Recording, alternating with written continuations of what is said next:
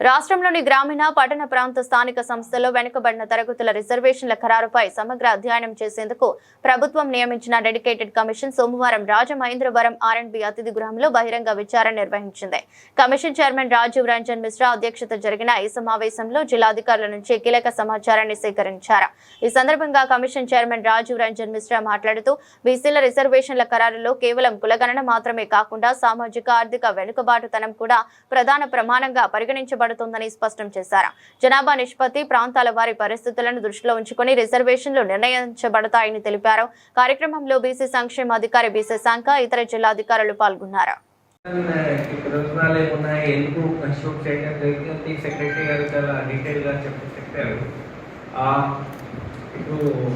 Last time నేను SC sub classification commission కూడా take చేసినప్పుడు చూశాను. అంటే ఆ కమిషన్ పర్పస్ ఈ కమిషన్ పర్పస్ డిఫరెంట్.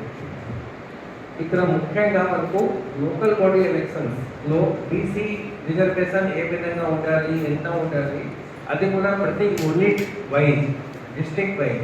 సో ఒక డిస్ట్రిక్ట్ నుంచి ఇంకో డిస్ట్రిక్ట్ రిజర్వేషన్ పర్సెంటేజ్ చేంజ్ కావచ్చు. అంటే డిపెండింగ్ అపాన్ పాపులేషన్ ఈ రిజర్వేషన్ రికమెండ్ చేయాలి.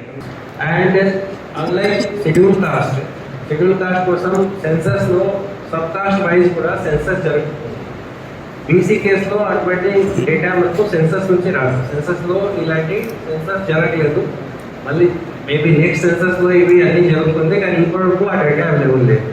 అందుకని నేను చెప్పేది అంటే ఇప్పుడు ఉన్న డేటాలో మీ ఆఫీసర్స్లో కొంతమందికి కొంచెం ఇంకా ఎక్కువగా ఈ సబ్జెక్ట్ గురించి అవగాహన ఉండవచ్చు. So it would know anything, ఈ ఏరియాలో ఈ ప్రాంతంలో ఉన్న బ్యాక్వర్డ్ కులాల గురించి, వాళ్ళ గురించి ఏదైనా సర్వే జరిగి ఉంటే, లేకపోతే ఇంకో ఇష్యూ ద్వారా ఏదైనా స్టడీ పాతకాలంలో జరిగింది, ఇవన్నీ నాకు షేర్ చేస్తే, అంటే మీటింగ్లో మెన్షన్ చేయండి, తర్వాత కూడా పంపిస్తే నాకు ఉపయోగపడుతుంది. అది ఒకటి. సెకండ్ అంటే ఇప్పుడు ఈ బీసీ పాపులేషన్ గురించి చూడాలంటే ముఖ్యంగా మీకు ఇప్పుడు యూనిఫైడ్ ఫ్యామిలీ సర్వే జరుగుతుంది. That becomes very important. Because unified family సర్వేలో ఉన్న డేటా ఏ విధంగా ఉంది, ఎట్లా ఉంది, దానికి అక్యురసీ ఎట్లా మెయింటైన్ చేస్తున్నారు అంటే నాకు తెలుసు. స్టేట్లో కూడా రివ్యూ చేశాను, మిగతా జిల్లాలో కూడా చూశాను. అంటే 99% పూర్తి అయిపోయిందే చెప్తారు. మొత్తం ఇక్కడ కూడా అదే విధంగా ప్రోగ్రెస్ ఉంటుంది. కానీ 99% అది మీరు వెరిఫై చేశారు అసలుగా. దానికి వెరిఫికేషన్ కోసం ఏ విధంగా ఏర్పాటు జరిగింది, ఏం సిస్టమ్ తయారు చేశారు, ఏ ప్రాసెస్ ద్వారా వెరిఫికేషన్ అయింది, క్రాస్ చెక్ చేయడం జరిగింది, ఏదైనా టాస్క్ ఫోర్స్ కాన్స్టిట్యూట్ అయిందా, అంటే ప్రతి జిల్లాలో ప్లానింగ్ డిపార్ట్మెంట్ గైడ్ లైన్స్ ఉంది, కలెక్టర్స్ ఇవన్నీ వేరే విధంగా మీరు రివ్యూ చేశారు, లేకపోతే సమ్ డిస్ట్రిక్ట్ లెవెల్ ఆఫీసర్స్, లేకపోతే మండల స్థాయి ఆఫీసర్స్ వెళ్ళి రివ్యూ చేశారు, కొన్ని ఇన్యూమరేటర్స్ ద్వారా చేసే పనికి క్రాస్ చెక్ చేశారు. అప్పుడు మాకు కొద్దిగా కాన్ఫిడెన్స్ వస్తుంది ఈ డేటా కలెక్షన్ ప్రాసెస్ సరిగా ఉంది.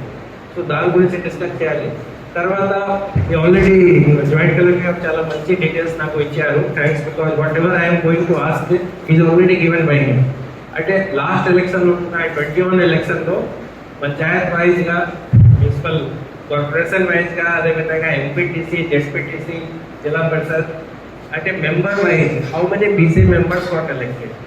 అంటే ఇప్పుడు ఇది అబ్స్ట్రాక్ట్ ఫిగర్ ఇచ్చారు, కానీ నేమ్ వైజ్ అంటే ఎంపీటీసీ నేమ్, ఆ ఎంపీటీసీలో ఉన్న మంత్లీ వాళ్ళకి కాస్ట్ ఇంకొకటి అంటే వాళ్ళకి యాక్చువల్ కాస్ట్ కూడా కావాలి. బీసీ ఉంది రాస్తే సరిపోవట్లేదు, బీసీ ఏబిసిడి. అది ఎందుకు నేను అడుగుతున్నాను అంటే ఇప్పుడు రిప్రజెంటేషన్ ఇవ్వడానికి వస్తారు, ఇప్పుడు కూడా మీ అందరూ చూస్తారు. ఇంతకు ముందు 1 రిప్రజెంటేషన్ కూడా చేశారు, బట్ బెనిఫిట్స్ అందరికీ సమానంగా రావట్లేదు. అంటే పొలిటికల్ రిప్రజెంటేషన్ గురించి చెప్తున్నారు. అది నేచురల్గా చాలా రీజన్స్ ఉంటాయి. వాళ్ళ నంబర్ వల్ల వాళ్ళకి సీట్ దొరికిందా దొరకలేదా, ఏ విధంగా జరిగింది అది ఉండవచ్చు. Reasons, so many reasons can be there. So we have to know about what are the backward classes who are not getting benefit or what are their special grievances. అందుకనే మళ్ళీ మీ ఎలక్షన్ డేటా చూసుకొని A B C D ప్రకారంగా actual cost చూసుకొని, అంటే that data will be useful for us to study.